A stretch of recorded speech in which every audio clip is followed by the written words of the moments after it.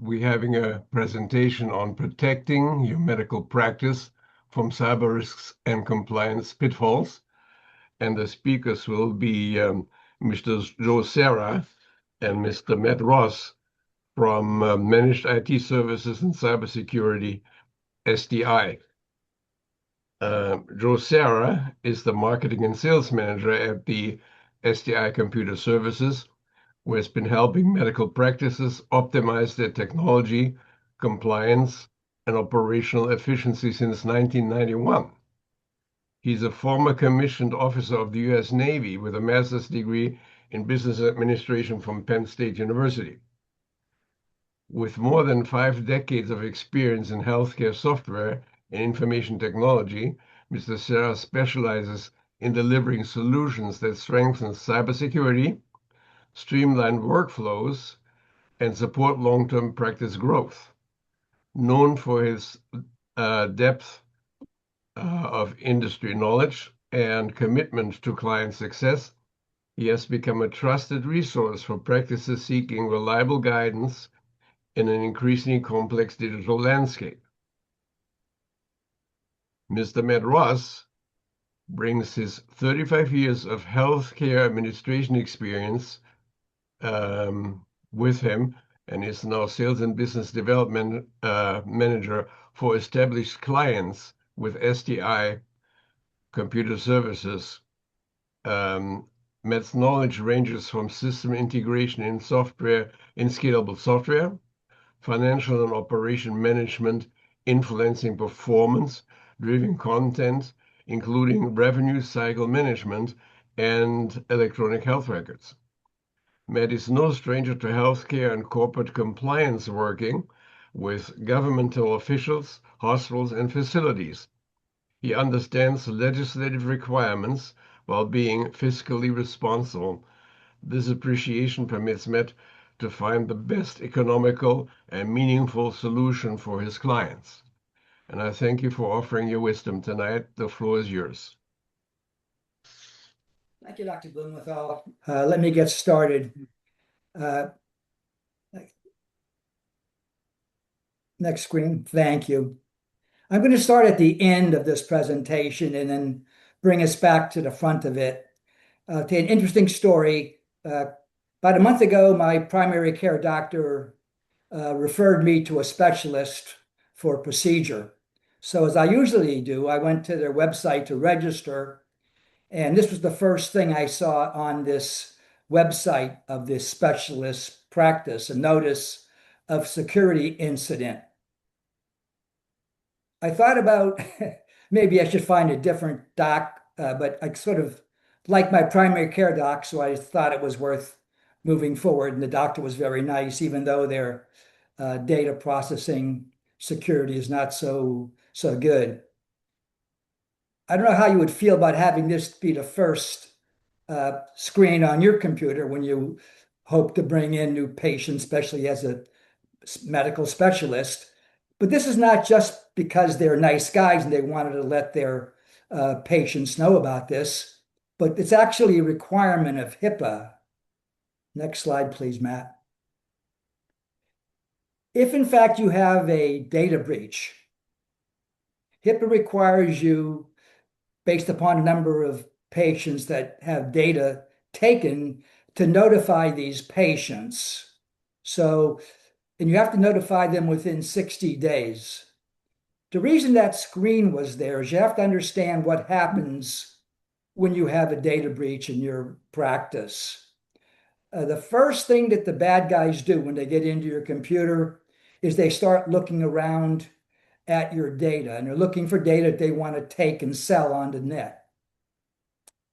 Once they find the data that they want, they could be in there for weeks looking at this data and compiling it. The next thing they do is they try to find your data backup. And typically with cloud-based systems, your data backup is also on the cloud with your main data. And they find your data backup and they erase that data backup. Once the data is backed up, they encrypt your files so they're unreadable to you, and they send you a message typically demanding ransom paid in Bitcoin. So the question comes, if you have no data files, you have no appointment book, and you have no patient data, how do you notify all the patients that had data taken about the data breach? And that answers the question as why they had that screen on their computer. When they lost their data, they could not get back to their clients and let them know what was going on. We've had other industries, not just medicine. We had a law firm that had their data also encrypted, and they ended up having to settle lawsuits because they had no data. And they actually had a class action suit from many of their clients because their data was breached.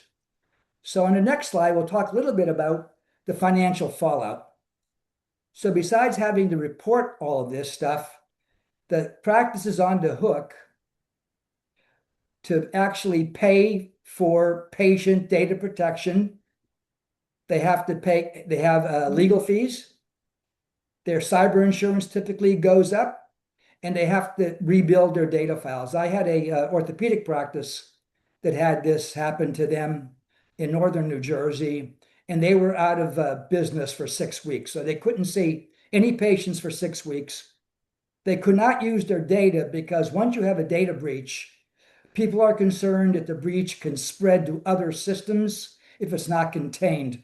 So they cannot even access their data because it had to be protected from being contaminating other systems. So there's financial fallout, there's reputational damage that affects the practice's ability to function, and in many cases, the practice basically goes out of business.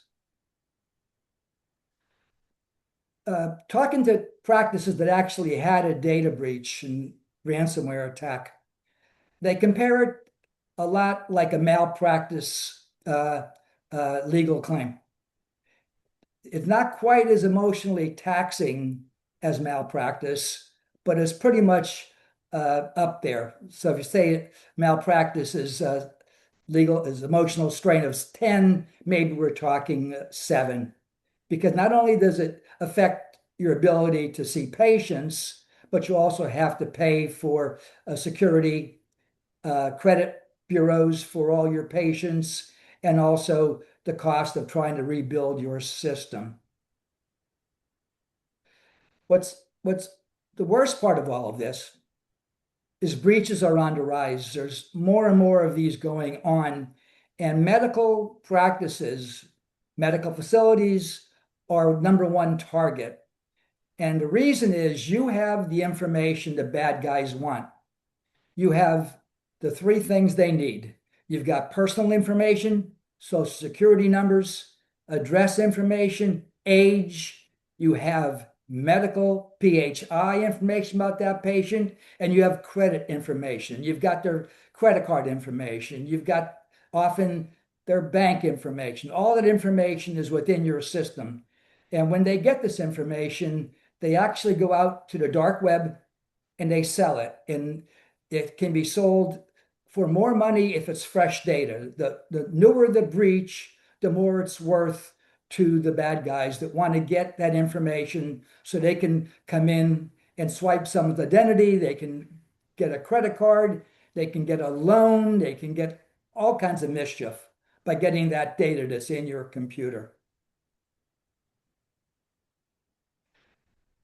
What's worse, it's not just you that's responsible, it's your business associates.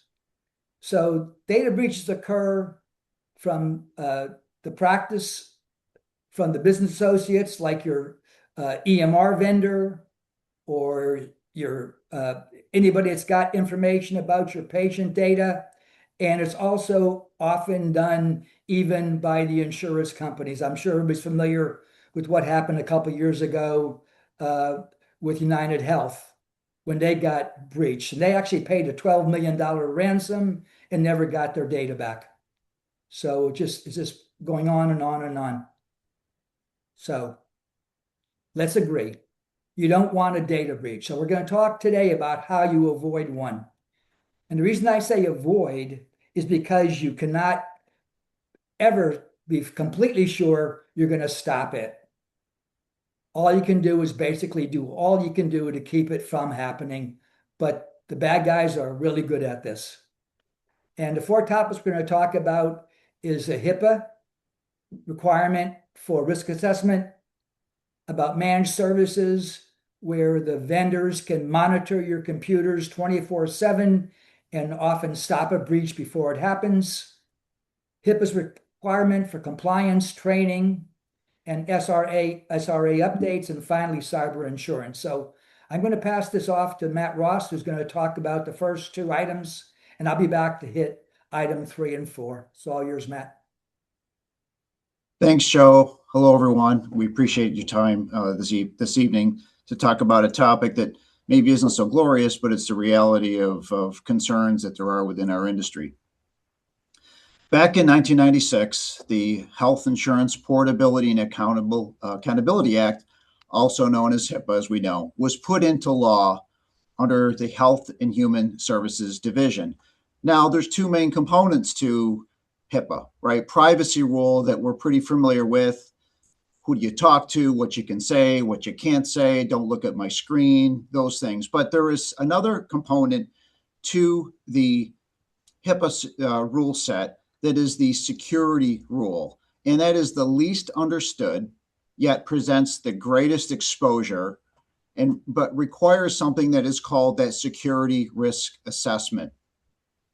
Now, the Office of Civil Rights, that is managed by the Health and Human Services Division, they've established national standards for protecting individuals' PHI. And there are three key safeguards, right? So there's administrative safeguards, there's physical safeguards, and there's also technical safeguards. And these ensure the confidentiality of the data.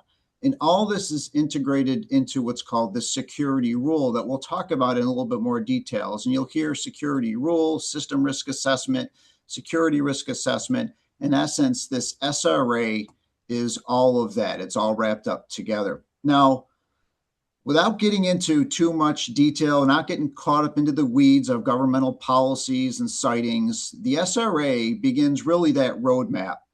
It's going to help you identify areas of conformity in your organization, as well as those vulnerabilities.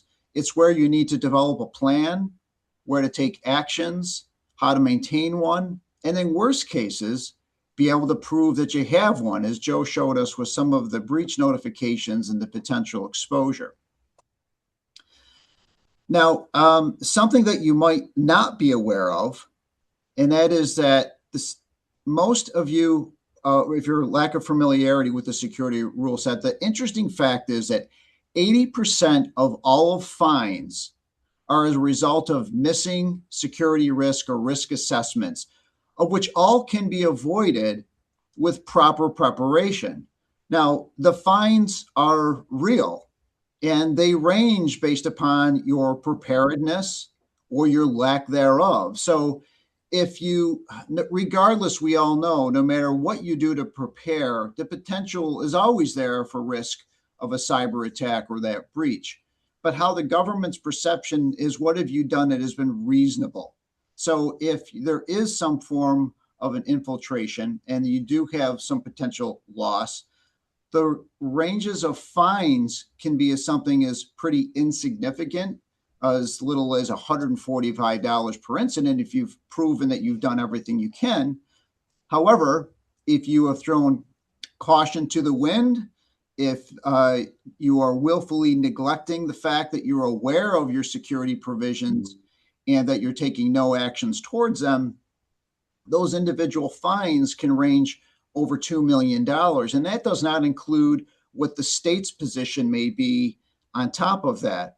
Now, there's something else in addition to just fines, and that is something called penalties, right? So you'll see in front of you, this is just a snapshot of all that's available on the Health and Human Services website, and you can go take a look for yourself. But in every single one of these instances, each of these settlements and penalties is related to a lack of security risk assessment, right? So a fine is just a specific monetary punishment, where a penalty is a broader term that encompasses the consequences for violating them, including imprisonment. So the reason why Joe and I want to make clear to everyone about this security rule and what is so prevalent today is that it's not just the fines, it's the penalties that can get you into trouble. And as you can see on the screen, in excess of close to $5 million. So, what's involved in completing this security risk assessment, right? Well, the Health and the Human Services provides some flexibility to within the law of how to complete this, pertaining to whether it's creation, its maintenance, and what it's made up of. There are 7 core sections in the SRA. There are about 115 plus questions that need to be answered. And it includes your answers, your action plans to these questions. It also includes what you're going to be doing should you have some form of an infiltration related to those questions. So they're going to look at what are the vulnerabilities? What's the likelihood that something could occur? How about the impacts to not just your organization, but more specifically the EPHI of that patient?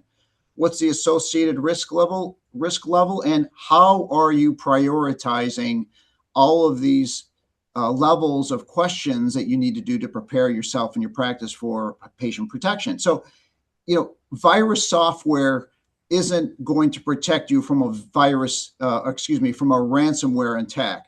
The likelihood is extremely high. The risks are very high. If you have, for example, just a backup in your office where the servers get shut down, while important in terms of qualifying towards the SRA, you'll see realistically it's a low level impact, and the government sets these rules that also helps protecting the individuals and the statuses as well as these patients. So as you can see, the SRA can be very overwhelming. Many times it gets backburnered is what our experiences are. And it's not intentional, but it's simply the lack of time to be able to complete it and effectively manage the SRA in the busyness of your organization and your operation. But the reality is that compliancy is just never done. And you've got to have the right tools and you've got to have the right people to be able to help support you through this. The woulda, shoulda, coulda, that's not going to pay the fines or worse, right? So we at STI help support over 300 clients in the healthcare space. We rely heavily upon what our technical abilities are, and our clients do as well. And we use different tools to help work with our clients so that they can have the keys to do what they need to do. But you need to be making sure that you follow the right protocols. And this is one area that, as Joe again has explained, the risks are becoming much greater because of the ease of accessibility of information versus hearing somebody say something on the phone or a patient's name, on a sign-in. So, compliance is just always living and breathing. We know that completing the security risk assessment is not just a once and done thing. And if you provide care to patients and you get paid by a state program or a federal program, you need to comply and you need to complete these SRAs following the security rule. The SRA requires reviews, assessments of equipment. It requires the definition of protocols, the management of those protocols, the user access, the software updates, dual authentication practices. Are you using them? Are you not? And you've got to document all this, and then you have to live to what you're documenting. Backup policies. It really is extremely complicated and extremely complex. Going back to those fines and those penalties, if you don't do it, it's one thing, but we've also experienced, unfortunately, where practices have said that they have completed it and then they have not. And that's where things can get to be a bigger problem for yourself. So alongside of the security rule goes to one of the second legs of the stool, and that is, what is an MSP? What is a managed service provider? Well, a managed service provider, they're specialized companies that manage your IT infrastructure on systems. And while many IT companies will say that they are an MSP, they're not all created equal. And typical MSPs offer things such as infrastructure management, making sure that servers, your networks, your cloud systems are being looked at and they're being facilitated. Cybersecurity, starting with really your firewalls and looking at threat detection. And do they have that? What forms of compliance will those MSPs provide for you in your practice? Endpoint management. Now, what this is this is making sure that your desktops, document centers, do you have tablets, even phones that we all use day in, day out, that those are being covered and looked at. Help desk support is something that we all expect. And a good MSP is going to be giving you 24/7 support, not just on did my computer break, but things such as your browser, email. Do you use accounting software as well? Backup and disaster recovery is a whole nother aspect and a deeper dive. An MSP should be giving you that guidance as to what you need to do. And also strategic planning with IT. Well, what does that look like? Do you have any budget for IT? Are you planning on moving your organization? What about a facility? An MSP can look at plans, can help identify what you should be doing, expansions for growth, etc. So a good MSP will help you be efficient, control your costs as well, which is no big surprise as to why larger organizations use MSPs. Now, a managed service provider above and beyond that break fix, fixing your computers, should have some form of a security stack. And I want to just elaborate a little bit further on this because not every IT company can provide true MSP support as we see in the healthcare industry. So having a proactive threat management protocol in place to identify problems before they even become one. Looking at patch management, using, for example, Windows 10 operating system, a good MSP is going to make sure that outdated software is removed so that you don't have a problem later on. Something you may or you may not know, probably from your banking industry, we're all becoming more familiar with MFA or 2FA, multi-factor authentication, but all healthcare access needs to have by law, whether on your server or in the cloud, to 2FA or MFA, something that your security stack provider should be able to be providing to you. Having a backup is important. If anyone has had a failure, certainly you will know that. Those need to be encrypted, not just backed up. Security awareness training. Number one, humans, we people, we are our biggest threat to our own demise, right? So making sure that tools in place by an MSP can help support that, and as well as making sure that the compliance aspects of the security of the network are all being managed. Now, it shouldn't be a surprise that government as well. In fact, entities are favoring MSPs, even though legally they cannot require them because they know that managed service providers are following things properly as it relates to the cybersecurity, effective compliance, workforce management, and also extremely important is encouraging the modernization. The technology, as we all know, is moving extremely rapidly, and the government knows that MSPs have to invest themselves because they need to be able to certify themselves that they are qualified to be able to provide these services.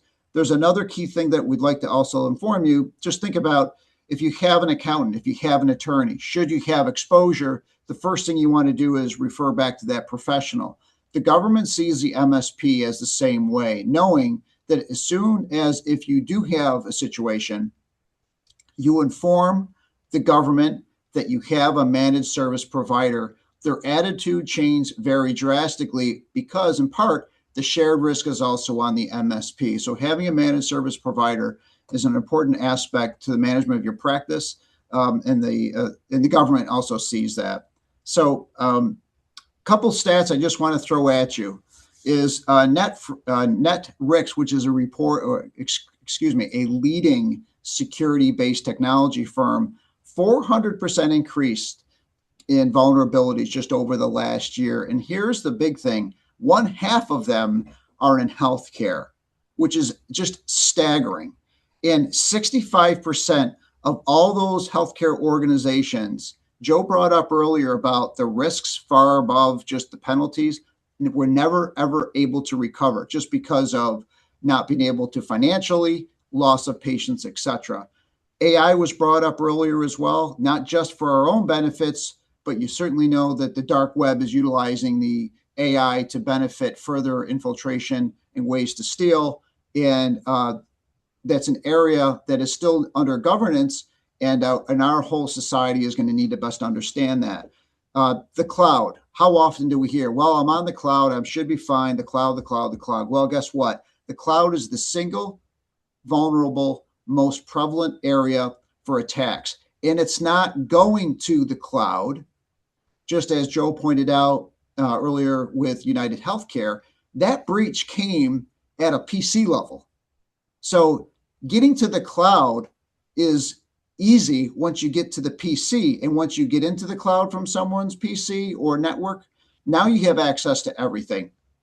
So that's where we all need to be careful. And we want to be making sure that the cloud is not the salvation that you don't need to do anything. It's an area that you have to be aware of that can create great harm to your practice as well as the financial health of your organization. So something I just want to kind of tease out there that I want to show you is our systems pour through literally millions of log files a week. We install specialized tools on the platforms and the practices that we work with. In fact, we go through about 130 million log files every single week. And what do they find? Well, if any of you have seen Wreck-It Ralph 2, they see the dark web. And here is just an example of things that come up every single day. And Huntress, detecting malicious activity. And what does it do with these, or where do they come from? Well, guess where? They come from us, humans. Joe mentioned phishing. We'll talk more about that in a short bit.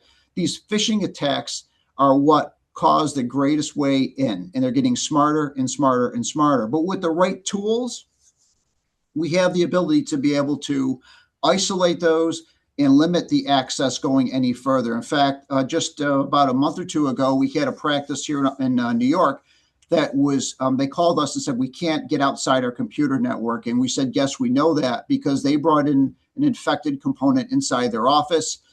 The Huntress tools that we put on there actually shut down everything so that it would not be a breach of EPHI, saving the practice from potential violation of breach, exposed information, both patient as well as financial, and limited the potential problem to just with that. So this is a real thing. This happens more often than you would think. So, why do you need an experienced healthcare organization or healthcare managed service provider? Would you take your car to a motorcycle, mechanic? Absolutely not. A good healthcare MSP understands workflows in healthcare. They understand how the medical practice works. We certainly understand the privacy rule as well as the security rule and the key elements and the relevance to those within your medical practice versus just an IT break fix organization. So we have programs that work for you. We've got a proven track record of over 40 years. We understand healthcare, and we get the technical deployment aspect. We keep the process simple for you, which also saves you time, and that saves you money. And we also have, for the medical societies of New Jersey, members receive discounts and loyalty discounts on not just our SRAs, but also our managed services. And those are things that you can inquire upon us later on, or directly to the New Jersey Medical Society, and we can explore those. But most importantly is what we want to be able to provide that support to you. So, in kind of closing this segment out, our philosophy is pretty basic, right? Monitor, manage, prevent. That's the most important part of any practice, no different than what you do with your patients. That's exactly what we do here to protect you and protect the clients that we work with. So we understand the practices. We don't make one thing fit everyone. We understand the fiscal responsibilities that you're going through, and we want to make sure that operationally we find the right solution that will be best, understanding that. So now that I've probably bored people or maybe scared them too much, but that the security rule is extremely prevalent. Joe's now going to talk a little bit more about the compliance and the training and the importance of cybersecurity, cyber insurance, Joe. So let me turn this over to you. Thanks. Thanks, Matt. Let's go to the third leg. As Matt mentioned, the SRA is a document that you fill out once. It's probably the easiest thing you can do to prevent uh, a large penalty. So once you fill that out, it's not done.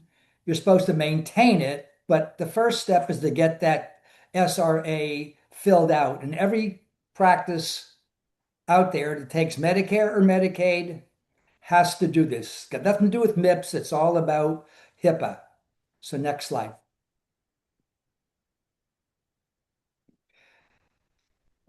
There's a compliance program, and HIPAA requires this, that you have an ongoing program within the practice uh, to take the monitor your SRA and to actually work on the weak points and improve on them.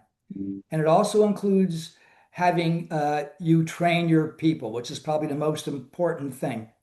The good news is there's a software product for this. We have a tool that STI uses when we do your SRA that you can continue with, so you can then monitor that SRA and improve on it. So it's not like I know all those questions look overwhelming. They're not. They pretty much are basic questions. And just like going to a medical specialist, people that are in the compliance business can walk you through those questions very quickly. Next slide. So here are the key takeaways on compliance, right? You must appoint a privacy security officer at your practice.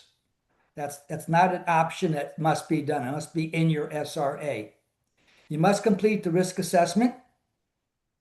You have to implement policies for your staff that everybody understands. And in red, you have to train your staff regularly.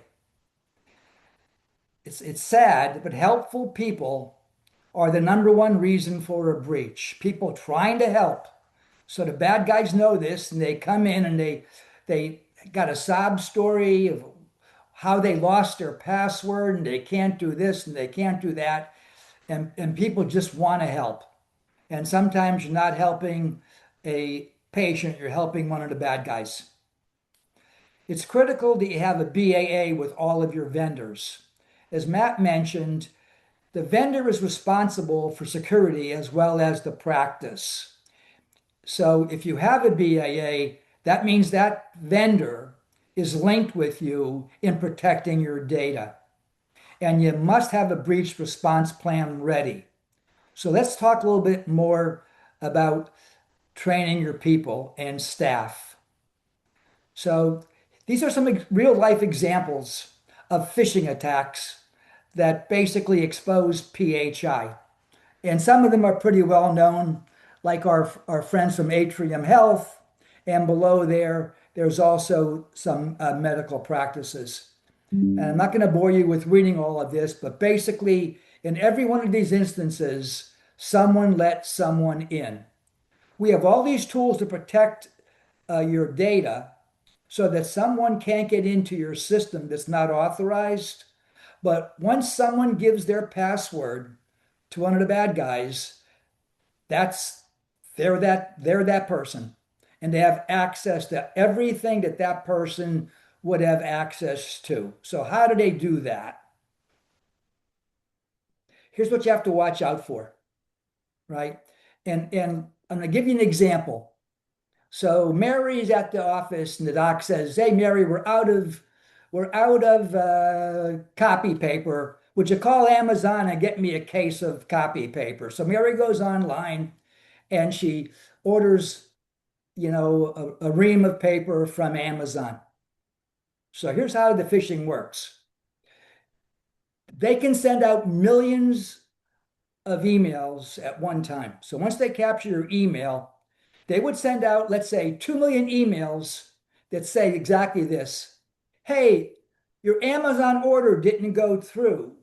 Please click here and give us and check to make sure we don't have the proper information from you."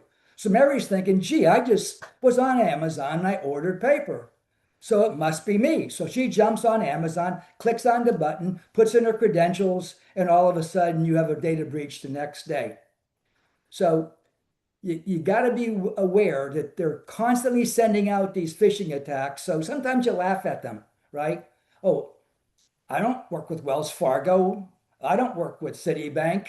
Oh, but I do work with this. So they're going to get you when they basically hit your particular uh, product with a phishing attack. And that's how the danger typically comes. The other way is urgency. They try to make it sound like, don't think about it, just click this button. This is critical. Hurry up, click. So this is something you want to watch out for.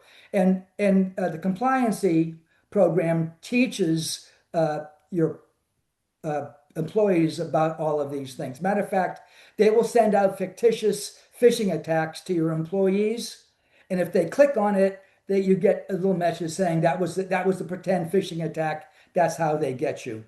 Next slide there, Matt. The other thing you have to watch out for is attachments or links, right? So they call that clickbait. So they send out something and it's got a link like, see this information about the newest thing in ultrasound technology. And you click it, and all of a sudden they're into your system. So you don't want to click anything that you didn't request.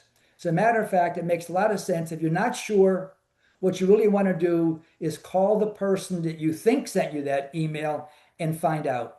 The other thing is within the URL itself. When the person's email doesn't say, for instance, Joe Cerra from Amazon.com, it says Joe Cerra from XYZ Amazon.com.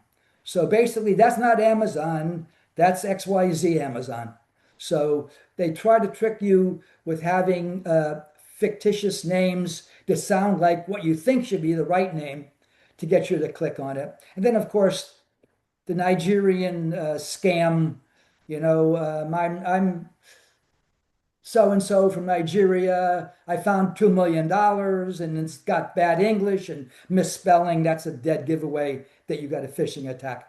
And phishing is even worse, quite frankly, on your phone because it's easier to click on that phone.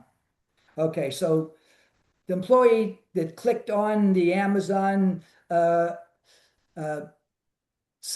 that phishing scam, what should they do? They got to stop immediately. You must immediately realize you've been scammed. Do not delete anything and report the incident immediately to your security officer. And what they will do is they will call your MSP, who will then do a forensic look at your data and see if somebody is inside your system. So the worst thing you can do is not admit that you made a mistake. You got to let everybody know that you fell for a phishing attack. I've fallen for them. We've got SDI people fall for them all the time because sometimes you're just not paying attention. You click on stuff. So you got to basically report that incident immediately before it becomes a problem. Next slide. So how do you train your employees effectively? Quarterly phishing simulations certainly work, right? The basic concept, before you click, think. Don't respond immediately, think, right? The number one most important thing you can do, and Matt touched on this. If United Healthcare had MFA, they would never have had that attack. Because if someone gets if you put in your credentials into that phishing attempt, so I put in Joe Cerra and my password is password123, and they got it. If I've got MFA, when they try to get into my system, I'm going to get a phone call on my cell phone, and it's not me. So you must have MFA. And I would also advise, don't use MFA with email because they may have your email. You want MFA on your phone.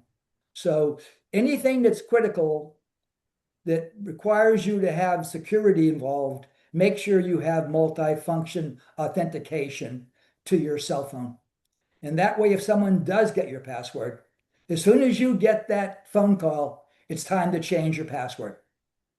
And that problem goes away. All right.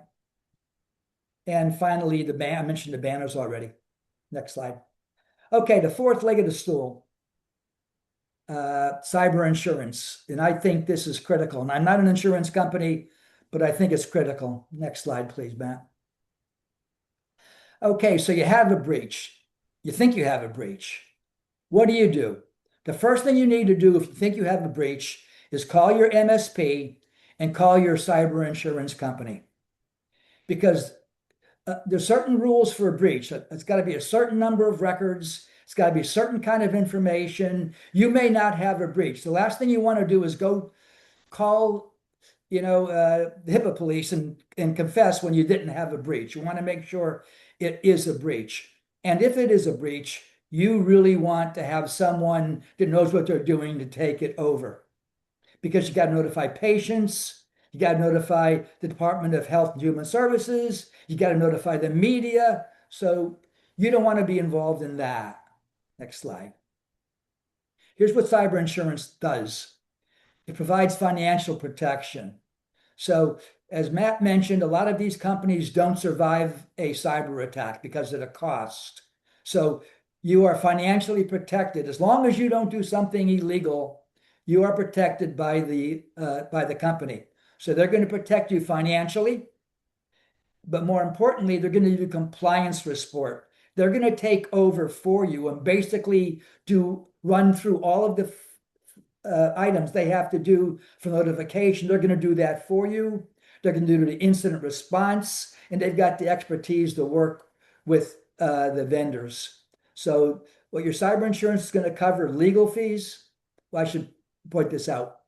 Not all cyber insurance does, but you want to make sure it does. Legal fees, forensic investigation. What does that pay for? Someone to come in and look at your system to see what information was taken and compromised. HIPAA breach notifications.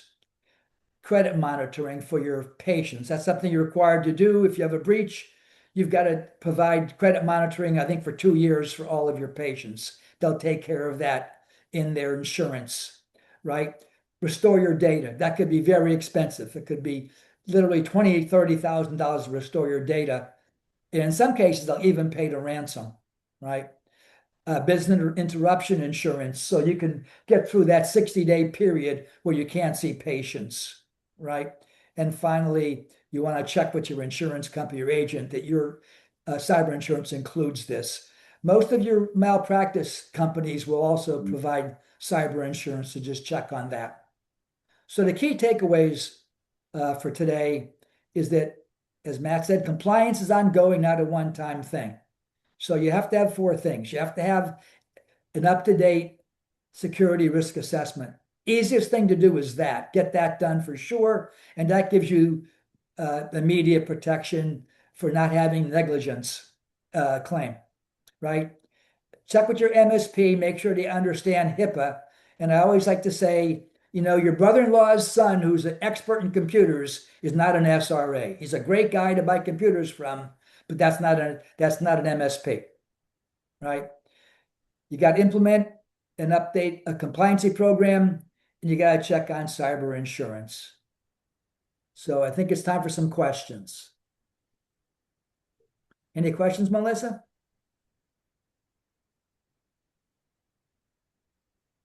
If anyone has any questions, you can type them in the chat or raise your hand.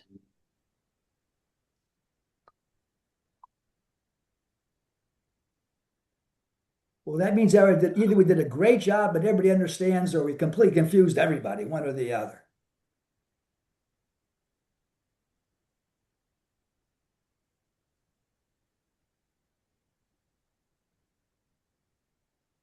Okay. One of the questions is, do we get a recording? And yes, we will send a recording after the presentation's over. Well, good. We finished early. Well, there used to be a youth program where you were scared straight by taking to a jail and having a look around. I think your presentation scared me straight, and I'll be thinking how I will protect my very small medical legal practice. I don't have any financial data on my computer, but obviously there's a lot of personal information. I should point out that the HIPAA law is scalable. I will say this about it. They expect less from a small practice than from, Virtua. So they understand that if you're a 1, 2 doctor practice, you don't have the sophistication of a large Cooper Health Center, whatever, Hackensack General. They understand that. You're still required to do an SRA, but they have a little bit of grace, if you're a smaller practice. Not saying you shouldn't do it, but they don't whack them quite as hard because they sort of have that you should have known better philosophy for the big guys. So you should be okay, Dr. Blumenthal. Thank you. Just do your SRA.